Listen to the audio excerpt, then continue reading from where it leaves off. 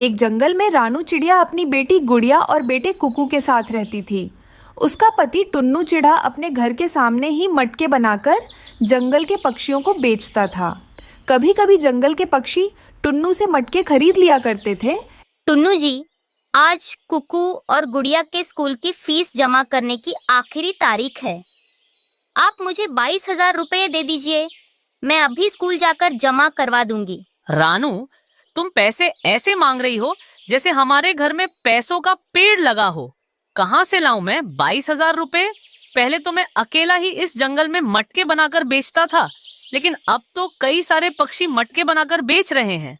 टुन्नू जी, इसमें नाराज होने वाली क्या बात है? मैंने तो अपने लिए कुछ नहीं मांगा, मैं तो बच्चों के लिए पूछ रही हूँ। फीस जमा कराना बहुत जरूरी है। अच्छा, चलिए जाने दीजिए। मैं ऐसा करती हूँ कि कुछ पैसे गोरी कौवी से उधार मांगकर ले आती हूँ। आज फीस जमा करवाना बहुत जरूरी है, क्योंकि बच्चों का नाम स्कूल से कट जाएगा। ऐसा कहकर रानू गौरी के घर जाती है। आओ आओ रानू बहन, क्या बात है? आज तो तुमको मेरी बहुत दिनों बाद याद आ गई। गौरी बहन, मुझे 22,000 रुपये उधार चाहिए। गुड़िया और कुकू की स्कूल फीस जमा करवाना बहुत जरूरी है। मेरे पास पैसे नहीं हैं, पर मैं आपको बहुत जल्दी ही चुका दूंगी। मुझे माफ करना रानू बहन, अब मैं तुमको 22,000 रुपए नहीं दे सकती। मैंने सुना है कि तुम्हारे पति के मटके सीधे बिक्री नहीं हो रहे हैं। अगर तुम लोग मेरे पैसे लेकर कहीं भाग गए तो मेरा क्या होगा? इसलिए मैं तुम लोगों को पैसे नहीं दे सकती। कृपा करके तुम यहाँ से चले जाओ। रानू रोते हुए अपने घर वापस आती है। क्या हुआ मम्मा? आप रो क्यों रही हो? मुझे बताओ तो। तुम्हारे पापा की मटकों की बिक्री अब बहुत कम हो गई है।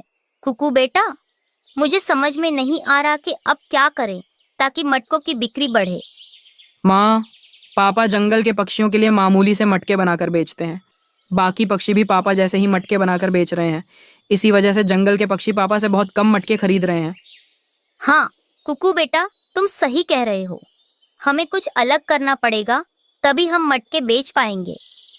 माँ, क्यों ना पापा मटकों को रंग लगाकर बेचें, जैसे लाल, नीला, हरा, पीला। हाँ कुकू बेटा, ये उपाय तो बहुत अच्छा है। एक बार कोशिश करके तो देखते हैं। मैं कल ही तुम्हारे पापा से इसके बारे में बात करती हूँ। अगले दिन सुबह होते ही रानू चिड़िया अपने पति से कहती है, रानू, क्या गौरी ने तुम्हें रुपये 20,000 दे दिए हैं बच्चों की फीस के लिए? नहीं टुन्नू जी, गौरी ने मुझे पैसे नहीं दिए। उसने मुझे वहां से भगा दिया। अच्छा, ये बात है। ठीक है रानू, अब हम क्या कर सकते हैं? टुन्नू जी, क्यों ना आप इन मटकों को रंग लगाकर बेचो। रंग? मगर क्यों रानू? रंग बिरंगे मटके कौन खरीदेगा? टुन्नू जी, ये उपाय कुकू ने बताया है। आप कोशिश करके तो देखिए, मैं भी आपकी मदद करूंगी। अच्छा रानू, ठीक है। अगर तुम कह रही हो तो मैं कोशिश करके देखता हूँ। दूसरे दिन दोनों पति पत्नी मिलकर मटके बनाते हैं और उन पर रंग लगाते हैं। ढेर सारे रंग बिरंगे मटके बनाने के बाद वे उन्हें बाजार ले जाकर बेचने लगते हैं। रंग बिरंगे मटके होने के कारण पक्षियों को वे बहुत अच्छे लगते हैं। सभी पक्षी टुन्नू और रानू से मटके खरीदने के लिए आने लगते हैं। उस दिन रानू और टुन्नू की बहुत अच्छी बिक्री होती है। फिर रानू अपने दोनों बच्चों की स्कूल फीस भर देती है। दोनों बच्चे आराम से स्कूल जाते हैं। उस दिन के बाद से रानू और टुन्नू जंगल के पक्षियों के लिए रंग बिरंगे मटके बनाते और बेचते हैं। इस तरह वे ढेर सारे पैसे कमाते हैं और अपने बच्चों के साथ खुशहाली का जीवन जीते हैं। गर्मी के मौसम में रानू चिड़िया बहुत ही मेहनत से मटके बनाती थी और उन्हीं घड़ों को जंगल के पक्षियों को बेचती थी। गर्मी का मौसम होने के कारण घड़ों की बहुत ही डिमांड थी। वो अकेले ही इतने घड़े नहीं बना पा रही थी, इसीलिए उसने जग्गू नाम के कौवे को काम पर रख लिया था। जग्गू बेटा, तुम बहुत कमजोर लग रहे हो। क्या तुम मेरी घड़े बनाने में मदद कर पाओगे? हाँ आंटी चिड़िया, मुझे अब पैसों की बहुत ज़रूरत है। मैं आपकी मदद ज़रूर करूँगा। उस दिन के बाद से जग्गू कौवा घड़े बनाकर रानू चिड़िया के साथ जंगल के पक्षियों को घड़े बेचने में मदद करता था। एक दिन रानू और जग्गू जंगल में घड़े बेच रहे थे। तभी जग्गू की मौसी वहां आती हैं और रानू से कहती हैं, देखो चिड़िया, मैं इस जग्गू की मौसी हूँ। इसके माता पिता गर्मी की वजह से 1 महीने पहले ही मर गए थे। मैं ही इसे पाल पोस रही हूँ, लेकिन ये नमक हराम 1 महीने पहले घर से भाग आया। इसकी जो भी तनख्वाह बनती है सारे पैसे मुझे देना, समझ गई ना तू? अच्छा ठीक है कवि बहन, मैं दे दूंगी, लेकिन मेरे ठेले के सामने तमाशा मत करो। हाँ हाँ, जा रही हूँ। अगले महीने अगर मेरे पंखों में पैसे नहीं मिले तो देख लेना, मैं बहुत तीखी जुबान की हूँ। ऐसा कहकर वो कव्वी वहां से चली जाती है। जग्गू बेटा, यह सब क्या है? तुम्हारी मौसी ऐसे क्यों बात कर रही है? आंटी चिड़िया वो मेरी मौसी थी, वो बहुत बुरी है। जब मेरे मम्मी पापा की मौत हो गई तब वो मेरे घर आई थी मेरी और मेरी बहन की देखभाल करने के लिए, लेकिन उसने हमारी सारी जायदाद हड़प ली। उस दिन के बाद से वो हम दोनों को स्कूल भी नहीं भेजती थी, भोजन भी नहीं देती थी। इसलिए मैं वहाँ से भागकर यहाँ आ गया। मैं तो बच गया, लेकिन मेरी बहन उधर ही रह गई। कोई बात नहीं जग्गू बेटा, तुम्हारी बहन भी जल्दी ही तुम्हारे पास आ जाएगी। आज के बाद तुम मेरे घर पर ही रहना गुड़िया के साथ। जग्गू कौवा रानू चिड़िया का धन्यवाद कहता है। उस दिन रानू जग्गू को अपने घर ले जाती है और उसे भरपूर खाना खिलाती है। अगले दिन जग्गू देखता है कि रानू और गुड़िया गर्मी की वजह से बहुत परेशान हो रहे हैं। वो मन में सोचता है कि इन दोनों के लिए कुछ ना कुछ करना चाहिए। दूसरे दिन जग्गू अपने पंखों से एक बड़ा सा मटका बनाता है। फिर कुछ लकड़ियाँ इकट्ठा करके लकड़ियों का ढांचा बनाता है और उसमें ठंडा पानी डालकर मटका कूलर तैयार करता है, जिससे ठंडी ठंडी हवा आने लगती है। वो मटका कूलर ले जाकर घर के अंदर रख देता है। ये मटका कूलर बहुत अच्छा है। अरे वाह जग्गू बेटा, तुमने यह कमाल कर दिया। तुम में इतना हुनर है, ये तो एसी जैसा काम कर रहा है। घर पूरा ठंडा हो गया है। आंटी चिड़िया गुड़िया गर्मी की वजह से रो रही थी, मुझसे देखा नहीं गया, इसीलिए मैंने ये बनाया। जग्गू तुम मेरे बेटे हो, तुम मुझे माँ कहकर बुला सकते हो। मैं तुम्हें पढ़ाऊंगी, सब करूंगी। तुम्हारी बहन को भी वापस ले आऊंगी। चिड़िया आंटी आपका बहुत बहुत धन्यवाद। क्यों ना हम मटका कूलर बनाकर जंगल के पक्षियों को बेचें, इससे हमारा अच्छा खासा मुनाफा होगा। मैं आपको सिखा दूंगा कि ये कैसे बनाना है। अरे वाह जग्गू बेटे, यह तो बहुत अच्छी सोच है। हम ऐसा ही करेंगे। दूसरे दिन रानू और जग्गू मिलकर ढेर सारे मटका कूलर बनाते हैं। फिर मटका कूलर को ठेले पर रखकर जंगल के पक्षियों को बेचने लगते हैं। गरीब जंगल के पक्षियों को मटका कूलर बहुत पसंद आता है। एक महीने के बाद जग्गू की मौसी फिर से तनख्वाह लेने के लिए वहां आती है। रानू अपने दोस्तों के साथ डंडे लेकर तैयार बैठी थी। चिड़िया, ये सब क्या है और मेरे पैसे कहाँ हैं? तुम जो भी हो मुझे नहीं पता, लेकिन जग्गू मेरा बेटा है। कल मैं तुम्हारे घर आकर उसकी बहन को भी अपने साथ ले जाऊंगी। अगर तुमने कुछ कहा या किया तो मैं तुम्हें नहीं छोड़ूंगी। रानू की बातें सुनकर जग्गू की मौसी वहां से भाग जाती है।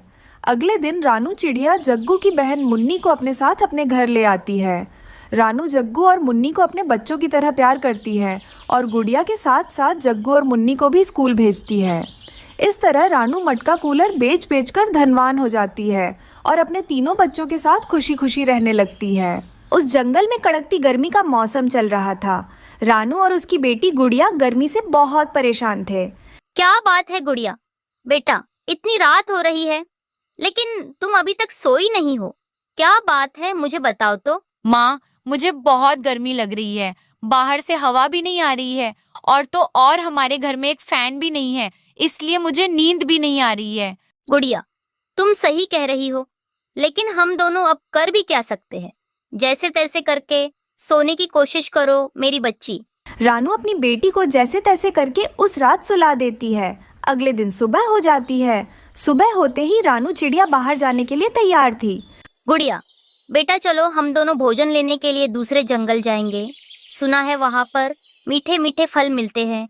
माँ, मैं घोंसले में से हिल भी नहीं पा रही हूँ। मुझे बहुत कमजोरी महसूस हो रही है और सर में दर्द भी कर रहा है।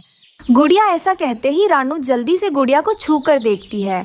हाँ गुड़िया बेटा, तुम्हारा बदन जल रहा है, तुम बहुत बीमार हो। चलो अभी तुमको मैं बुलबुल डॉक्टर के पास ले जाती हूँ। ऐसा कहकर रानू अपनी बिटिया को हॉस्पिटल ले जाती है। क्या बात है, क्या हुआ है? डॉक्टर साहिबा, मेरी बेटी का बदन जल रहा है, आप एक बार इसका चेकअप कर लीजिए। रानू ऐसा कहते ही बुलबुल चिड़िया छोटी चिड़िया का अच्छे से चेकअप करती है। रानू, तुम्हारी बेटी के शरीर में पानी की मात्रा बहुत कम है और तुम्हारी बेटी क्या रातों के वक्त सोती नहीं है? गर्मी की वजह से मैं रातों को सो नहीं पा रही हूँ और सुबह कुछ कर भी नहीं पा रही हूँ। हाँ, तो यही दिक्कत है रानू बहन। तुम्हारी बेटी का अच्छे से ध्यान रखना होगा। तुम्हारे घर में कूलर या एसी लगवा दो, फिर तुम्हारी बेटी का तबीयत धीरे धीरे ठीक हो जाएगा। फिर रानू चिड़िया ये सब सुनकर अपनी बेटी छोटी को लेकर घर उदास मन से वापस लौटती है। रानू अपनी बेटी को घर पर ही रखकर वो जल्दी जल्दी कालू कौवा के पास जाती है। कालू कौवा उस जंगल का एक अमीर कौवा था। उसका एक एसी, कूलर और फैन का एक बड़ा सा दुकान था। बोलो रानू, तुमको किस तरह का कूलर चाहिए? कालू भैया 200 में कूलर होगा तो बताइए। रानू, क्या तुम पागल हो गई हो? 200 में कूलर चाहिए? 200 में तो फैन भी नहीं मिलेगा। क्या आपके दुकान में खराब हुआ कूलर या एसी है? मैं उसको ठीक करवा लूंगी। रानू, खराब हुआ एसी या कूलर 200 में मिलना मुश्किल है। पहले तुम मेरी दुकान से निकलो। ऐसा कहकर कौवा रानू को अपनी दुकान से भगा देता है। रानू चिड़िया उदास मन से जा रही थी, तभी उसको लूसी कबूतरी दिखाई देती है। तुम इतनी परेशानी में कहाँ जा रही हो? लूसी, मेरी बेटी छोटी गर्मी के वजह से बहुत बीमार है। उसके लिए मैं कूलर खरीदना चाहती थी, लेकिन मेरे पास इतने पैसे नहीं है, इसीलिए मैं अब मटका खरीदने जा रही हूँ। अच्छा, ऐसी बात है। मैंने भी एक मिट्टी का मटका खरीद लिया है। देखो तो कितना मजबूत है। हाँ लूसी, ये तुम्हारा मिट्टी का मटका तो बहुत ही मजबूत है। ये तुमने कहाँ से खरीदा है?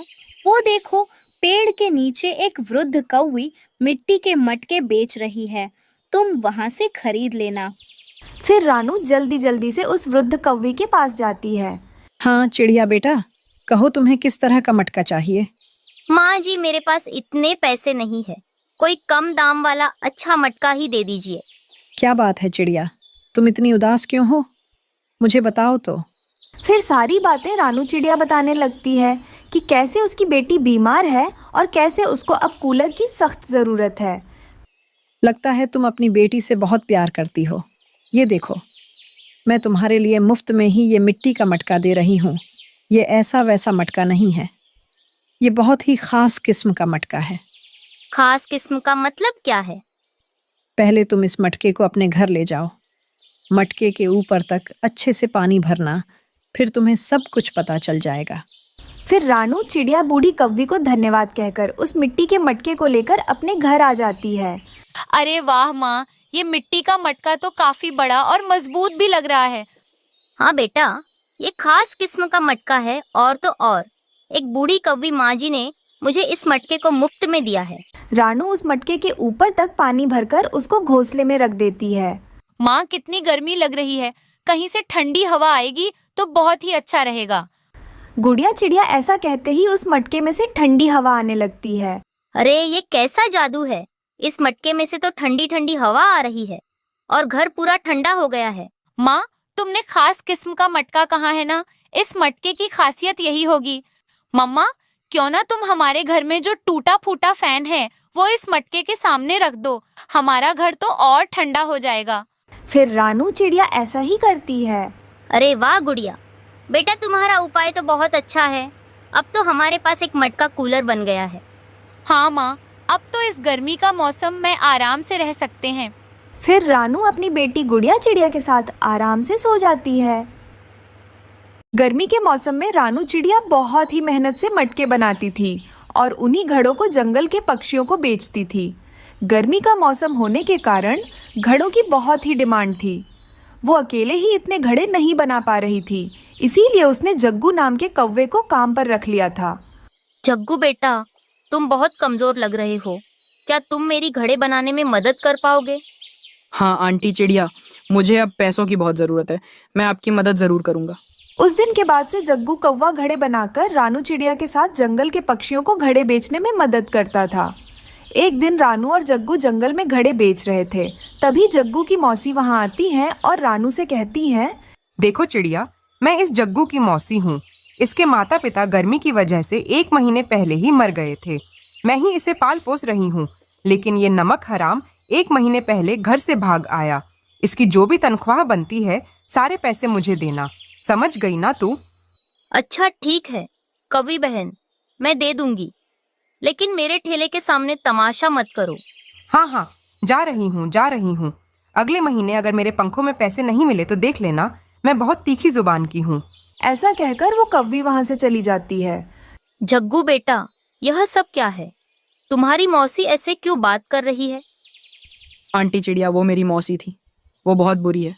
जब मेरे मम्मी पापा की मौत हो गई तब वो मेरे घर आई थी मेरी और मेरी बहन की देखभाल करने के लिए, लेकिन उसने हमारी सारी जायदाद हड़प ली।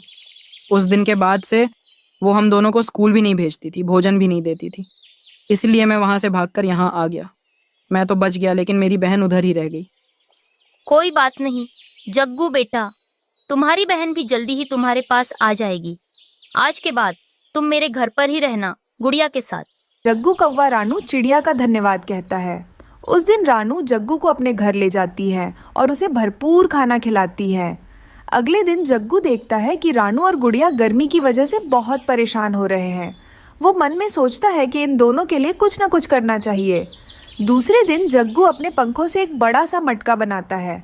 फिर कुछ लकड़ियाँ इकट्ठा करके लकड़ियों का ढांचा बनाता है और उसमें ठंडा पानी डालकर मटका कूलर तैयार करता है, जिससे ठंडी ठंडी हवा आने लगती है। वो मटका कूलर ले जाकर घर के अंदर रख देता है। ये मटका कूलर बहुत अच्छा है। अरे वाह जग्गू बेटा, तुमने यह कमाल कर दिया। तुम में इतना हुनर है, ये तो एसी जैसा काम कर रहा है। घर पूरा ठंडा हो गया है। आंटी चिड़िया, गुड़िया गर्मी की वजह से रो रही थी। मुझसे देखा नहीं गया, इसीलिए मैंने ये बनाया। जग्गू, तुम मेरे बेटे हो, तुम मुझे माँ कहकर बुला सकते हो। मैं तुम्हें पढ़ाऊंगी, सब करूंगी। तुम्हारी बहन को भी वापस ले आऊंगी। चिड़िया आंटी, आपका बहुत बहुत धन्यवाद। क्यों ना हम मटका कूलर बनाकर जंगल के पक्षियों को बेचें। इससे हमारा अच्छा खासा मुनाफा होगा। मैं आपको सिखा दूंगा कि ये कैसे बनाना है। अरे वाह जग्गू बेटे, यह तो बहुत अच्छी सोच है। हम ऐसा ही करेंगे। दूसरे दिन रानू और जग्गू मिलकर ढेर सारे मटका कूलर बनाते हैं। फिर मटका कूलर को ठेले पर रखकर जंगल के पक्षियों को बेचने लगते हैं। गरीब जंगल के पक्षियों को मटका कूलर बहुत पसंद आता है। 1 महीने के बाद जग्गू की मौसी फिर से तनख्वाह लेने के लिए वहां आती है। रानू अपने दोस्तों के साथ डंडे लेकर तैयार बैठी थी। चिड़िया, ये सब क्या है और मेरे पैसे कहाँ हैं? तुम जो भी हो मुझे नहीं पता, लेकिन जग्गू मेरा बेटा है। कल मैं तुम्हारे घर आकर उसकी बहन को भी अपने साथ ले जाऊंगी। अगर तुमने कुछ कहा या किया तो मैं तुम्हें नहीं छोड़ूंगी। रानू की बातें सुनकर जग्गू की मौसी वहां से भाग जाती है। अगले दिन रानू चिड़िया जग्गू की बहन मुन्नी को अपने साथ अपने घर ले आती है। रानू जग्गू और मुन्नी को अपने बच्चों की तरह प्यार करती है और गुड़िया के साथ साथ जग्गू और मुन्नी को भी स्कूल भेजती है। इस तरह रानू मटका कूलर बेच बेच कर धनवान हो जाती है और अपने तीनों बच्चों के साथ खुशी खुशी रहने लगती है। जंगल में बारिश तेज हो रही थी, जिस वजह से रानू चिड़िया का घोंसला टूट गया था। लेकिन चिड़िया ने बड़ी मुश्किल से अपनी और अपने अंडों की जान बचाई थी। वो बारिश से बचने के लिए अपने अंडों के साथ बड़े बड़े पत्तों में छुपी बैठी थी। हे ऊपर वाले, आज इतनी तेज बारिश हो रही है, मुझे अपने अंडों की वजह से घोंसला मजबूत करने का मौका भी नहीं मिला। शुक्र है मैंने अपने अंडों को टूटने से बचा लिया। ये बारिश तो और तेज होती जा रही है, पता नहीं कब रुकेगी। ऐसे तो मेरे अंडे बारिश में भीग भीग कर खराब हो जाएंगे। मुझे किसी तरह नरम घोंसले का इंतजाम करना पड़ेगा ताकि मैं अपने अंडों को घोंसले में सुरक्षित रख सकूं। दूसरी तरफ कालू कौवा और गौरी कवि अपने घोंसले में बैठकर बारिश का बहुत मजा ले रहे थे। गौरी, इतनी ठंडी ठंडी बारिश में मुझे कुछ गरम गरम खाने का मन कर रहा है। मेरे लिए कुछ लाओ। कालू जी, मैंने खाने के लिए कुछ भी नहीं लाया और मैं नहीं लाऊंगी। मगर गौरी, तुम क्यों नहीं लाओगी? घोंसले में तो कुछ भी नहीं है खाने के लिए। कालू जी, हम दोनों रोज रोज तो यही सब चीजें खाते रहते हैं, लेकिन आज कुछ अलग खाएंगे। बारिश के मौसम में कुछ अलग मिल जाएगा तो मजा ही आ जाएगा। गौरी, लगता है आज तू मुझे भूखा ही मारेगी। चुपचाप तू मेरे लिए कुछ ला दे। गौरी कुछ कहे बिना घोंसले से बाहर आ जाती है और चारों तरफ अपनी नजर घुमाने लगती है। तभी उसकी नजर चिड़िया पर पड़ती है। वो अपने पति कालू को बाहर बुलाकर कहती है, देखा कालू जी, चिड़िया अपने अंडे लेकर कैसे बारिश में बैठी है। मैं किसी तरह इसके अंडे चुरा कर ले आती हूँ, फिर हम दोनों मजे से बारिश के मौसम में अंडे खाएंगे। अरे वाह गौरी, अंडे, ये तो मेरी पसंदीदा चीज है। चलो हम दोनों दूर छिपकर चिड़िया पर नजर रखते हैं। चिड़िया कहीं जाएगी तो हम दोनों अंडों को लेकर वहाँ से भाग जाएंगे। ये सोचकर वे दोनों एक जगह छिपकर चिड़िया पर नजर रख रहे थे और उसके जाने का इंतजार कर रहे थे। ये कहकर चिड़िया अपने दोनों अंडों को पत्तों के नीचे छुपाकर अपनी दोस्त हरियाली के घर चली जाती है। थोड़ी ही दूर छिपे बैठे कौवे ये सब देख रहे थे। गोरी, वो देखो, चिड़िया चली गई। तुम जाओ घोंसले पर, मैं अभी उन अंडों को ले आता हूँ। ये कहकर कालू कौवा जल्दी से जाकर चिड़िया के दोनों अंडे चुरा लेता है। हरियाली बहन, तेज बारिश की वजह से मेरा घर टूट गया है और मेरे दोनों अंडे बारिश में भीग रहे हैं। इसीलिए अगर तुम्हारे पास कोई घोंसला पड़ा होगा तो मुझे दे दो।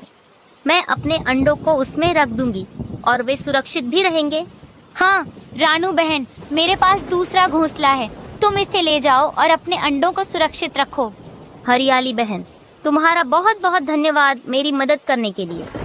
जब बारिश रुक जाएगी तो मैं तुम्हारे लिए एक नया घोंसला बनाकर दे दूंगी। रानू चिड़िया हरियाली से घोंसला लेकर अपने अंडों के पास आ जाती है। वो अपने अंडों वाले पेड़ पर आकर देखती है तो वहाँ पत्तों के नीचे उसके अंडे नजर नहीं आ रहे थे। मेरे अंडे कहाँ चले गए? इतनी जल्दी कौन जालिम आ गया जो मेरे अंडों को चुरा कर ले गया? रानू चिड़िया को रोता हुआ देखकर वहाँ से गुजरता हुआ कबूतर उसके पास आ जाता है। रानू बहन, तुम्हें क्या हो गया? तुम रो क्यों रही हो? कबूतर भैया, मैंने अपने अंडों को पत्तों के नीचे छुपा कर रखा था। अब मेरे अंडे कहीं नजर नहीं आ रहे। क्या आपने किसी को यहाँ आता जाता देखा? नहीं चिड़िया बहन, मैंने तो यहाँ किसी को भी नहीं देखा। हे ऊपर वाले, अब मैं क्या करूँ? मेरे अंडों को मैं कहाँ ढूंढूं? चिड़िया बहन, अब रोने से कुछ नहीं होगा। इतनी बारिश में तुम अपने अंडों को कहाँ ढूंढने जाओगी? वो जालिम अंडा चोर अब तक तुम्हारे अंडों को खा गया होगा। इतना कहकर कबूतर वहाँ से चला जाता है। चिड़िया जल्दी से अपने अंडों को ढूंढते हुए इधर उधर घूमने लगती है। कालू जी, जल्दी कीजिए, अंडों को खाना शुरू कीजिए। हाँ हाँ गोरी, रुको, अभी मैं अंडों को अपनी चोंच से फोड़ रहा हूँ। इतना कहकर कालू कौवा अंडों पर चोंच मारने ही वाला था, तभी उनके घोंसले पर कोई दस्तक देता है। लगता है पति जी कोई आया है। जल्दी से इन अंडों को छुपा दो, मैं अभी घोंसले से बाहर जाकर देखती हूँ। कालू जल्दी से उन अंडों को घोंसले के नीचे छुपा देता है और खुद घोंसले के ऊपर बैठ जाता है। घोंसले के बाहर चिड़िया थी। गोरी, मैंने अपने अंडों को पत्तों के नीचे रखकर हरियाली के घर गई थी। जब मैंने वापस आकर देखा तो मेरे अंडे वहाँ नहीं थे। क्या तुमने किसी को मेरे अंडों को ले जाते हुए देखा? नहीं नहीं चिड़िया, हमने किसी को तुम्हारे अंडों को ले जाते हुए नहीं देखा। गौरी अपने घर के अंदर जाकर देखती है तो चिड़िया के दोनों अंडों में से प्यारे प्यारे बच्चे बाहर आ गए थे। ये क्या कालू जी, इन अंडों में से तो बच्चे बाहर निकल आए हैं। अब तो हम दोनों अंडे नहीं खा पाएंगे। गोरी, अब हम इन बच्चों का क्या करेंगे? चिड़िया वापस आने तक हम इन्हें उसके घोंसले में रख देते हैं। चिड़िया अपने बच्चों को देखकर खुश हो जाएगी और सब कुछ भूल जाएगी। कालू कौवा चुपके से बच्चों को घोंसले में रख देता है। चिड़िया अपने घोंसले में वापस आकर देखती है तो उसके दोनों बच्चे सही सलामत घोंसले में बैठे हुए थे। ये देखकर चिड़िया बहुत खुश हो जाती है और ऊपर वाले को धन्यवाद कहती है। इस तरह चिड़िया बारिश के मौसम में पत्तों के घोंसले में अपने दोनों बच्चों के साथ खुशी खुशी से रहने लगती है। किसान की पत्नी हर दिन अपनी छत पर पक्षियों के लिए दाना डालती थी। दोस्तों, आज के समय में भी भला कोई ऐसा हो सकता है जो मुफ्त में दाना खिलाए? थोड़ी दूर खड़ी किसान की पत्नी पक्षियों की बातें सुन रही थी और वो कहती है, पक्षियों, आप खा लो। अगर हम इंसान पेट भर के खाना खा सकते हैं तो आप पक्षी क्यों नहीं खा सकते? आप भी खा लो। माँ जी, मैंने सुना था कि कुछ इंसान बहुत अच्छे होते हैं, लेकिन आज मैंने वो देख भी लिया। मैं जा रहा हूँ, शाम को मैं देर से आऊँगा। ये कहकर किसान अपने खेत की तरफ चला जाता है और सभी पक्षी भी दाना खाकर और थोड़ा दाना अपने बच्चों के लिए लेकर वहाँ से चले जाते हैं। ऐसे ही दिन बीतते जाते हैं। किसान की पत्नी रोजाना अपने घर की छत पर दाना डाल देती और पक्षियों को खिलाती। वे सभी पक्षी बहुत खुश थे और वे दाना खाते और अपने बच्चों के लिए लेकर घर चले जाते। फिर ऐसे ही एक दिन की बात है, किसान हमेशा की तरह अपनी सब्जियां ले जाकर मार्केट में बेचने लगता है। ऐसे ही शाम हो जाती है। शाम होते ही किसान वापस अपने घर आने लगता है। तभी वहाँ पर एक तेज आता हुआ ट्रक किसान को कुचल देता है। किसान की मृत्यु हो जाती है।